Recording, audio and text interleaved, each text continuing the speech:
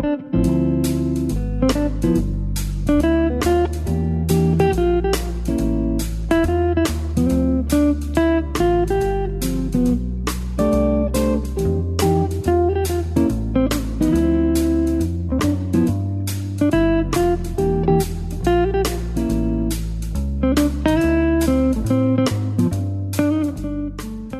to the Living to 100 Club podcast. Here's our host, Dr. Joseph Cassiani. Well, hello to everyone joining us today on our podcast. You're listening to one of our successful aging episodes this month on the Living to 100 Club program. And I'm your host, Joe Cassiani. Each week, our conversations educate and inspire, helping you get the best out of all the years we're given, regardless of what obstacles come our way. Today's conversation takes a close look at the many arguments for aging in place. Our guest, Aaron Murphy, is a licensed architect. His company, Forever Home, advises developers and homeowners toward adapting homes, both new and existing, to allow the owners to age in place. With these adaptations, our guest has shown that the owners can stay in their homes up to 12 years longer compared with downsizing or transitioning to a new senior living community. What's needed to stay in our home where it's familiar, where our friends and enjoyment lie, and where we don't have to start over? Join us for this practical, honest look at the upsides to aging in place. First, a little background on Aaron. Aaron Murphy is a passionate design professional, consultant, and advocate for aging in place in your own community. He's been presenting at a national and international level for over 15 years. He's a licensed architect, certified aging in place specialist through NAHB, and an entertaining and engaging public speaker. Aaron is a known industry expert and author in the aging in place field, and a business coach teaching other executives how to own the AIP and UD niche of a home modification business. He teaches what it takes to become your own local go-to expert in your community. Aaron has been a Seattle radio host on this subject and is a known entertainer and educator on stage across multiple home and building industries. Aaron has been preaching empowering housing for over 15 years from Chicago to Tokyo. Aaron, welcome to our program today. Thank you so much for allowing me to join you. I wish I could have stopped you in the bio. That's sort of an embarrassing level of length, but I appreciate it. No, there's no reason to stop. You've done so much. You've covered a lot of territory, and I wanted to capture it. Well, glad you're here with us today. I always like to open by asking our guests to tell us maybe the highlights of what brought you here today. You are really a specialist in aging in place, and you're advocating for that. So what are the big moments that brought you to where you are today? Yeah, good question. And it's a few light bulbs, and it took a few decades to get me through that, right? First, it was grandmother traveling the world in retirement, playing bridge at a master's level at 5'9" and loving life. When I started at the University of Washington in architecture school, to when I got out, she was 5'2", trapped in a hospital bed in the living room of a split-level home in West Portland, Oregon, and didn't know Carl's name, her husband, my grandfather. I didn't need or want to know at 22 about the medical stuff, right, sure, or the hygiene stuff. But being in architecture school, I went, oh my gosh, your split-level home is broken. It just doesn't work. Mm-hmm. There's no shower on the main floor. You can't get to the laundry or the car. So that was light bulb 1, and that was super early. Light bulb 2 was about 15 years later in my early 30s. I bought a car off Craigslist, and 2 63-year-olds brought me a vehicle. I said, oh, cool. Whose is this? Mom's. She's 92. Oh, where does she live? Well, in the town next to where I live. And moved into assisted living. And I said, I'm doing a little research. I know this is a personal question. Don't answer if you don't want to, but what did that cost to move her in? $150,000 out of pocket and $10,000 a month. My jaw dropped, right? And so on stage, when I speak, I say, raise your hand if you have a $10,000 mortgage. If you have one, I'm adoptable. I'd love to see your home. It must be beautiful. We don't have that, right? That's not the norm. But It is the outcome of not planning. So those were my two light bulbs where I said, how can I be different as an architect, actually help people that really need problems solved, and have a unique sales position in my industry and become the expert in that niche. That's how I got started. Yeah. Well, you've certainly immersed yourself in the need and the kind of the transitions that are potentially, facing so many older adults. When you and I spoke, you mentioned kind of the theme for this program today is that housing is broken for the new longevity. And I have an idea of what you mean, but maybe you can explain it to our audience. What's your thinking behind that? Housing is broken for the new longevity. Absolutely. Yeah. About 95% of our houses in the U.S. are stock. They are spec built by a builder that already has a plan. But the system's actually broken from the very beginning, Joe. If I could take 2 minutes, right? You might have 10 acres of forest land, but your retirement plan is to sell that as a plat, as housing development, right? And that's a needed thing right now. We have a housing shortage. We have a housing affordability issue. And so you let a civil engineer design 92 parcels that homes can go on. That's a plat. Now you're good. You sold 92 parcels, but the buyer of those, your goal right there was to have as many sellable pieces as possible. Okay. So what that means is that under the code and the jurisdiction and state law, you made as many lots, which means most of them are as small as legally possible. That's how you got more lots on 10 acres. Okay. More return. But then your buyer is a home builder. Doesn't matter if it's D.R. Horton or a regional or a local builder. Well, their sellable product to the consumer is heated square feet, but you gave them a postage stamp to design their house on. That's why most of our houses are 2 stories with stairs and take in very little topography consideration, even from the curb to the front door, which is termed as visitability. I love the term because my mom doesn't want to talk about getting older. But if I say, well, don't you want Janet to come to Christmas? I've detached it from an emotional, defensive to an engaging, how do we make it inclusive conversation. So when you said 95% of the stock built in presumably the U.S., that means traditional 2-story homes? Right. Built by a builder that is not thinking about universal design, not thinking about aging in place, not thinking about ADA. I've designed 2 million square feet of commercial buildings in my life. Yes, the bathroom in that building, you can turn a wheelchair around and you can have a walker and still wash your hands. And right, that's normal at the bank. That's normal at the stadium. Those are your public spaces. The ADA made a fantastic first step start in 1990. There is no such thing as accessibility requirement for housing, period. Until you get up to, 4 units and commercial or public, you switch from the IRC, the International Residential Code, into the IBC, the International Building Code.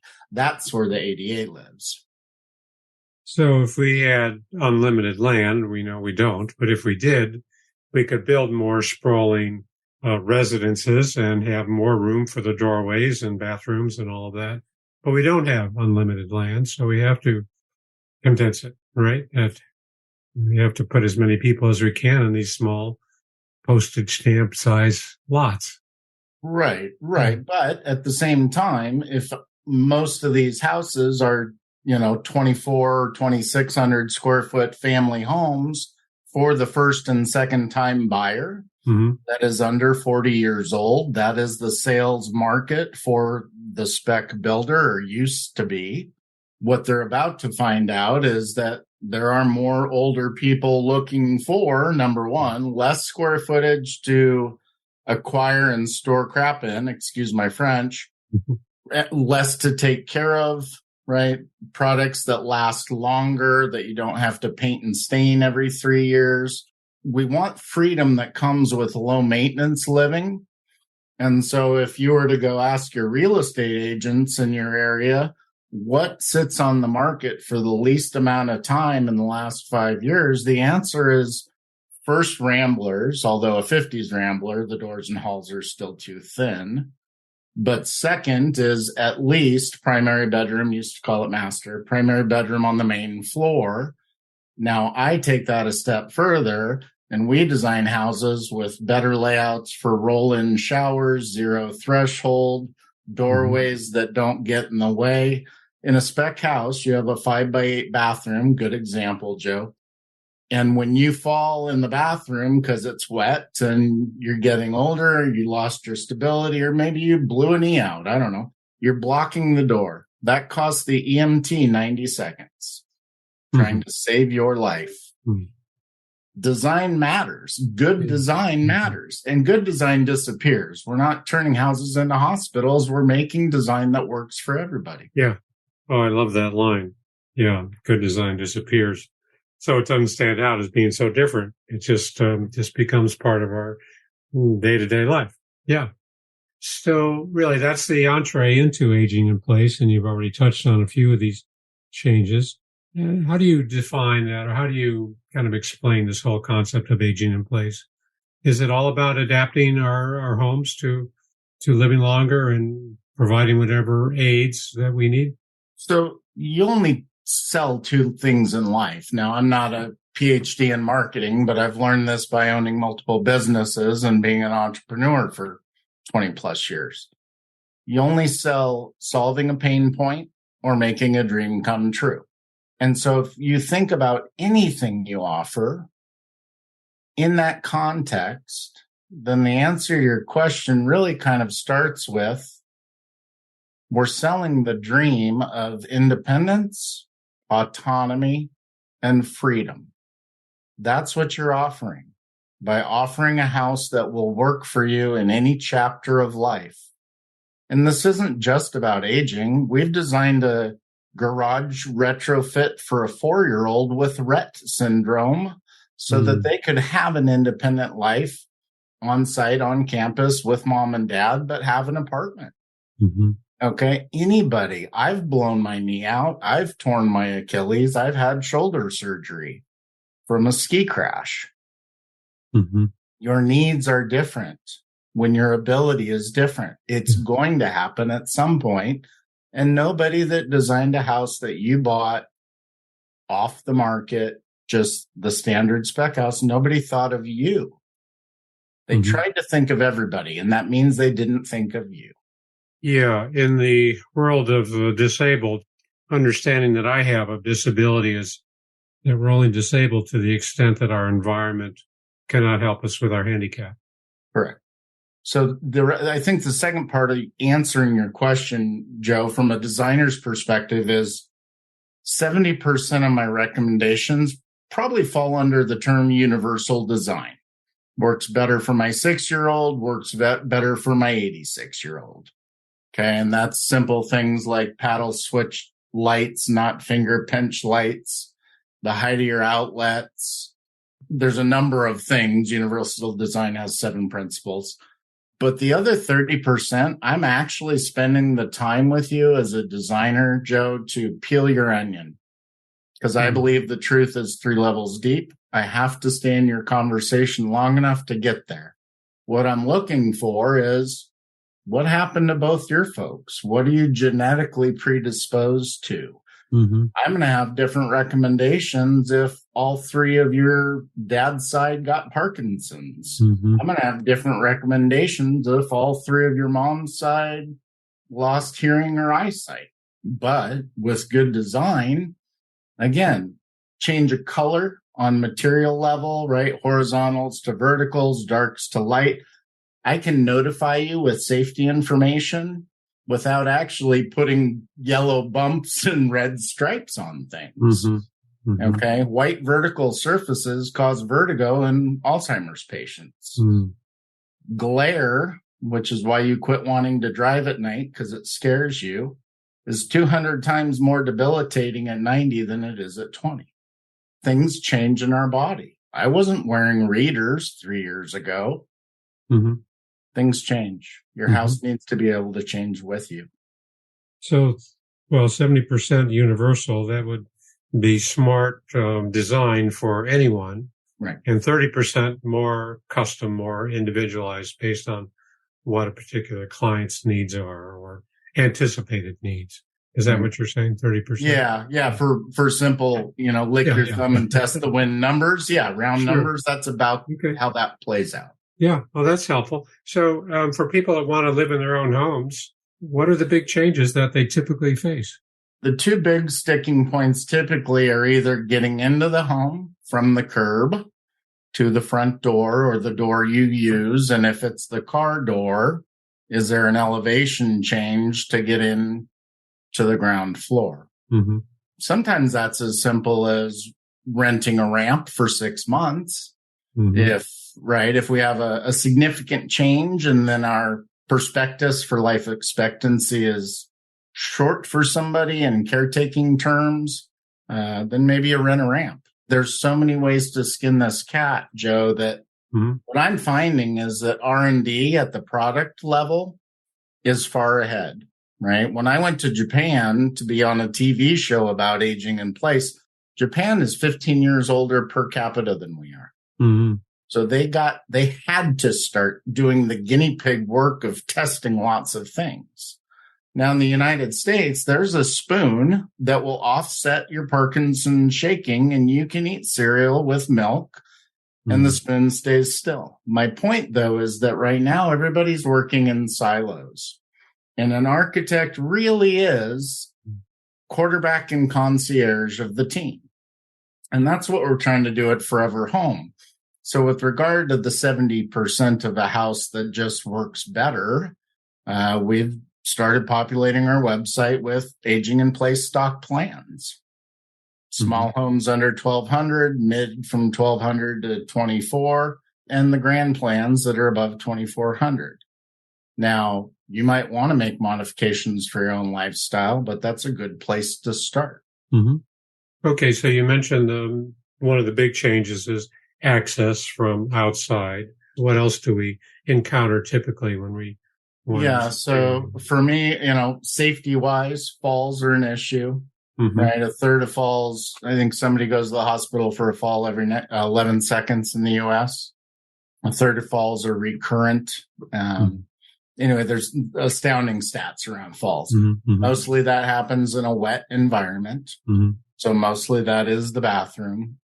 And so we usually try to start with changing to a zero threshold shower so that you can move in and out, or a caretaker can help you. But independence wise, it's the ability to not be stepping over and into, porcelain things that are slippery and all of that. Laundry tends to be next. Kitchen is a bigger investment. It's the most expensive room in your house. But having different equipment sizes, heights, locations, there's a reason when you're in a bathroom stall in a public place that the gap off the floor between stalls with the partition is 9 inches high at a minimum. That's so a wheelchair can turn with feet. Okay, so we actually need 9-inch toe kicks in the kitchen, not 4. And stuff like that. If you really want to cook in a wheelchair, or be able to use a walker or sit at a countertop, then we need to think about varying heights of surfaces. What about when the master bedroom, where you say primary bedroom, is second floor? How easy is that to adapt? Well, my world works in a triangle as a designer, and the corners are scope, time, and money, and you don't pick all 3. So how easy is a bit of a baited term. Anything is solvable with a checkbook. It usually has to do with talking about time and money that helps us discuss scope. Okay. Right. Okay. There, on a straight stair, I'd probably recommend a stair chair. we're talking long term, or mom's going to move in and then we're going to get old and this is wanting to be our last home. Let's talk about a small second electrical panel and let's find a home for an elevator. Maybe one side of your garage is deeper than the normal 20 to 24 feet. And up above that is the closet between bedroom 3 and 4. Bingo. Now I can get from the car to the elevator to the master level, the primary bedroom level. So there's many ways to play the game. Sure. My comment earlier to you about $10,000 a month for assisted living. When I think about that versus, yes, I'd like to stay here 15 years longer. Yes, I would invest in my health and my happiness by making my home the hub of my happiness work for me. When I give you that relativity education, Joe, suddenly $150,000 HELOC that cost me $750 a month for a payment sounds a lot better for an elevator in my house than $10,000 a month for assisted living. Yeah. That's such a strong, compelling argument. I can see that. Instead of the $10K a month, we're looking at home equity loan of whatever you said. Yeah. You're investing in yourself. Yeah. So also you had some real strong opinions about giving up our homes to move into these, maybe a smaller apartment or downsizing and giving up our neighborhoods. And there's a strong argument to be made to staying at home just for those reasons alone, aside from the challenges of bigger homes. But for sure. Neighbors, friends, familiar people, all of that. Give us your thoughts there.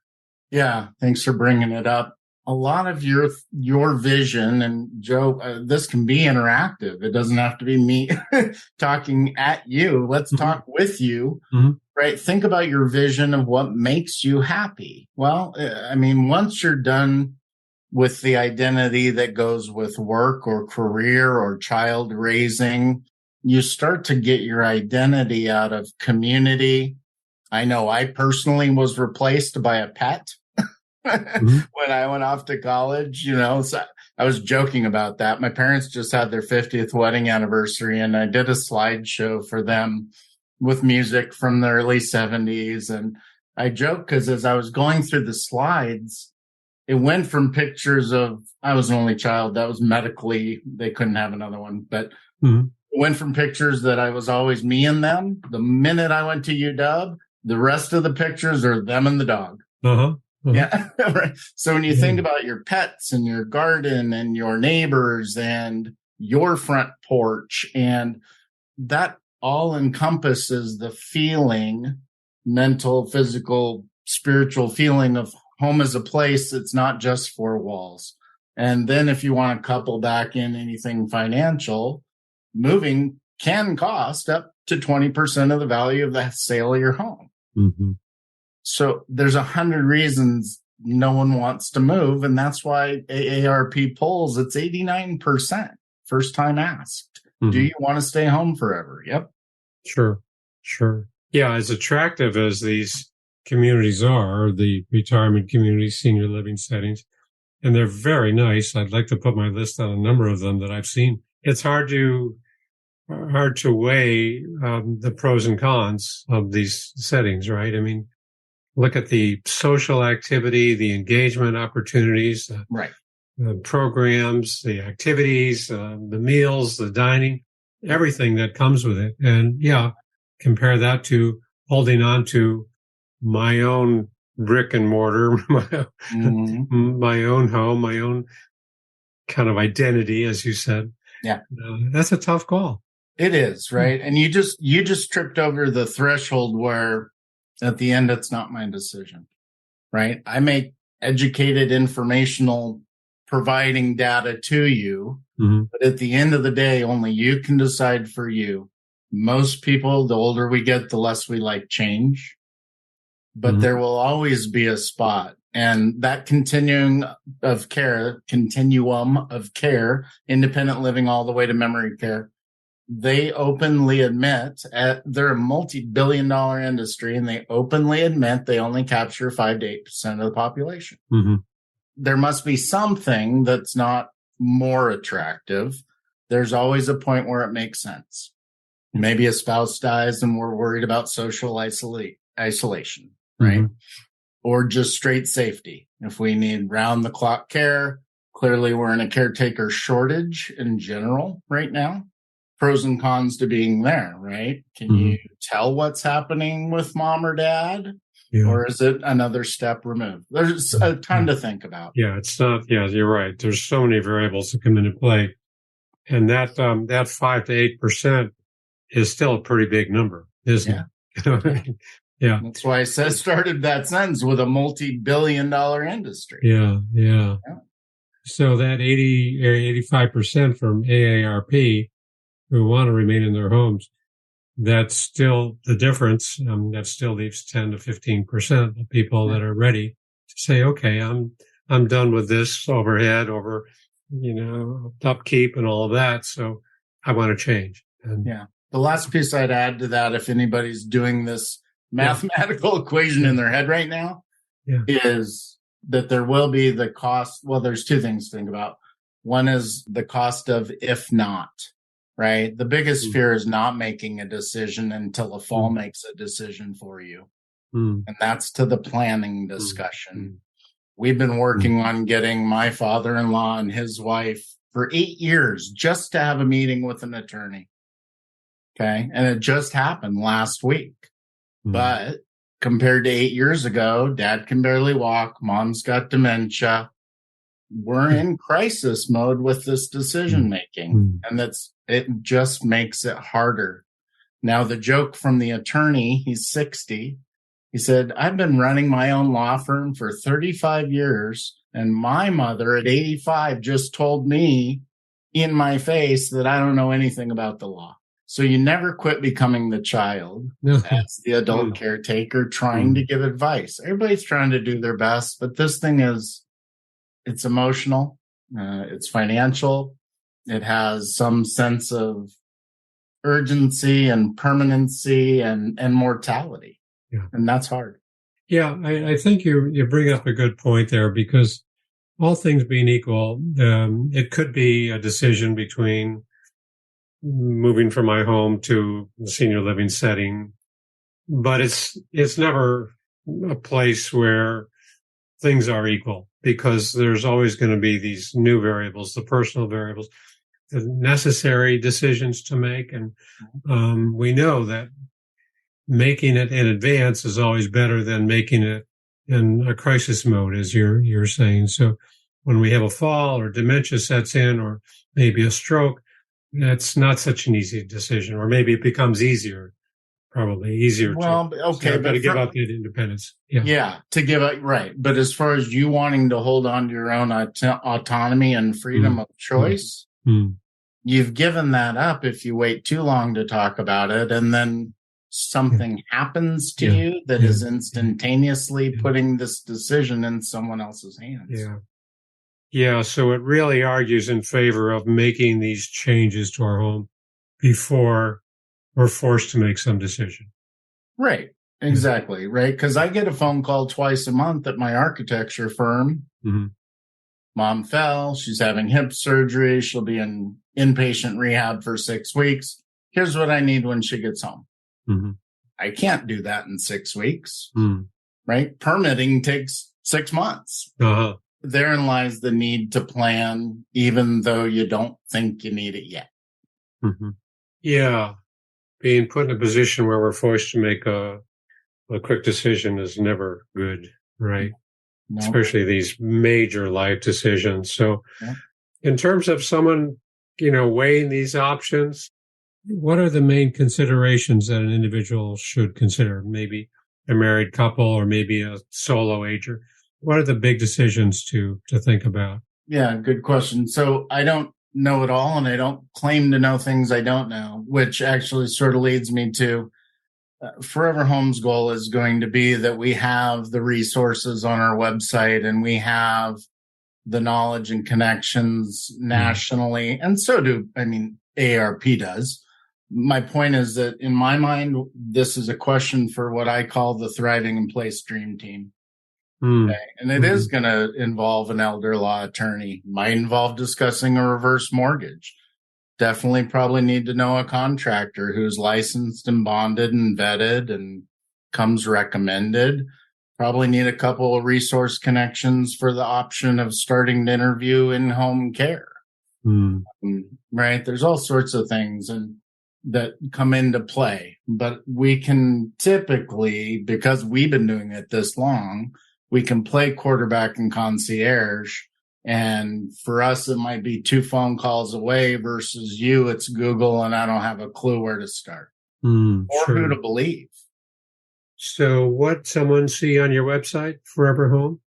So eventually, we're still working on that part but what we're working on right now is building out the largest stock plan website for aging in place house plans in the United States. Now, of course, we can also evaluate your home, your house plans. We can make recommendations, luckily, just like you and I aren't in person now, thanks to technology, right? Well, the reason we're living longer is medical and technological advance. Sure. So we can solve those kinds of things virtually to assist you. But what you're going to find on our site here by the end of 2023 is 2 or 3 grab bar options. Which roll-in showers do we recommend?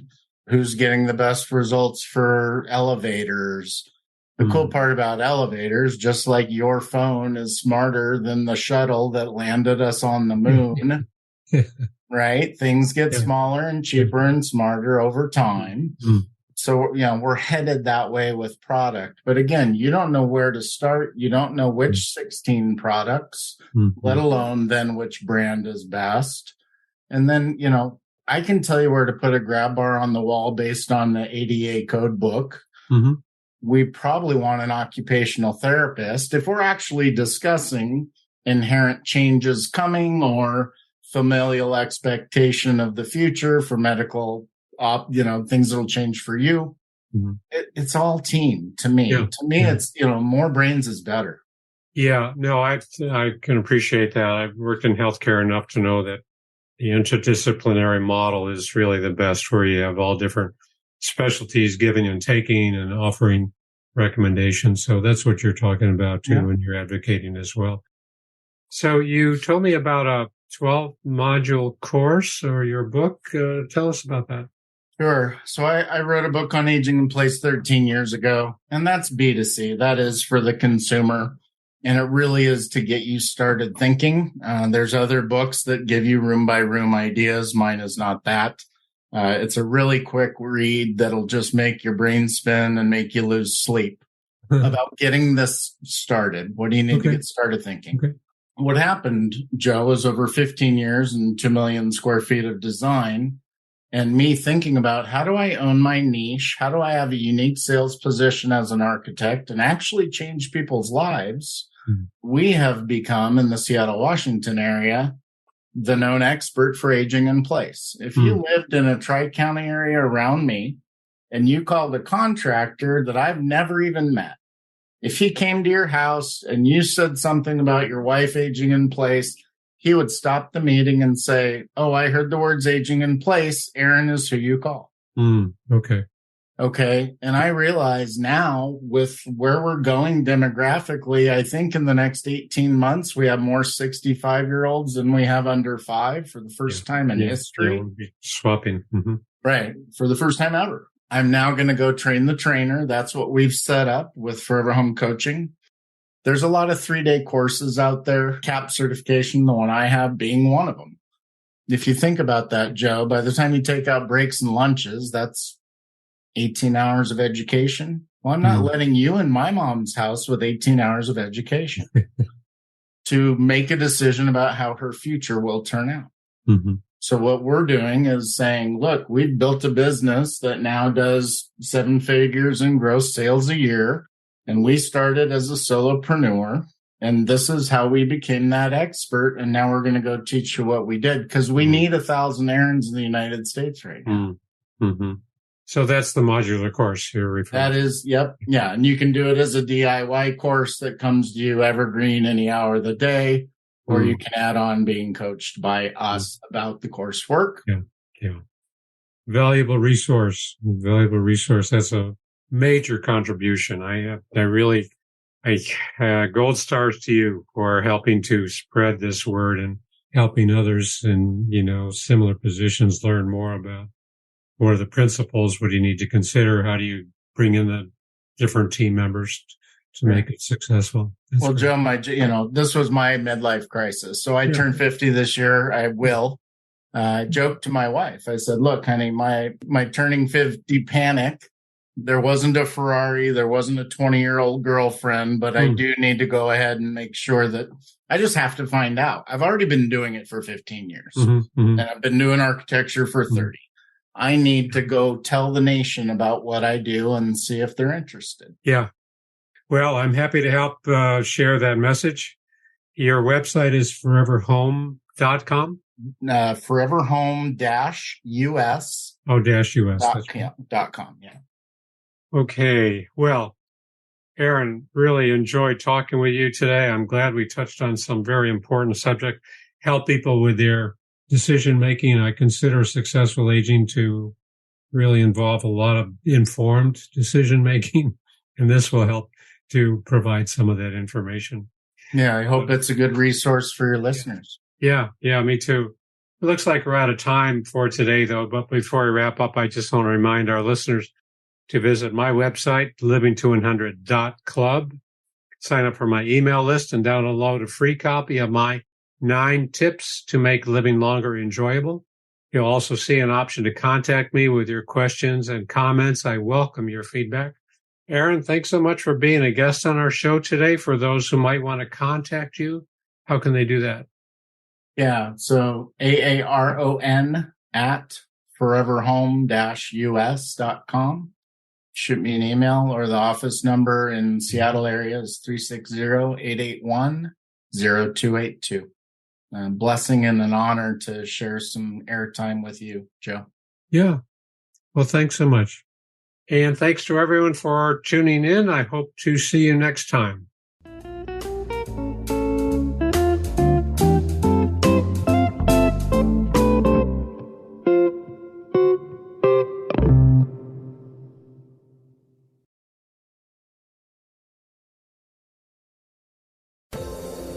Hi, everyone. This is Meredith from the Senior Fitness with Meredith podcast, where I discuss all things for seniors. From fitness, your health and wellness journeys, how to be all over strong and beyond.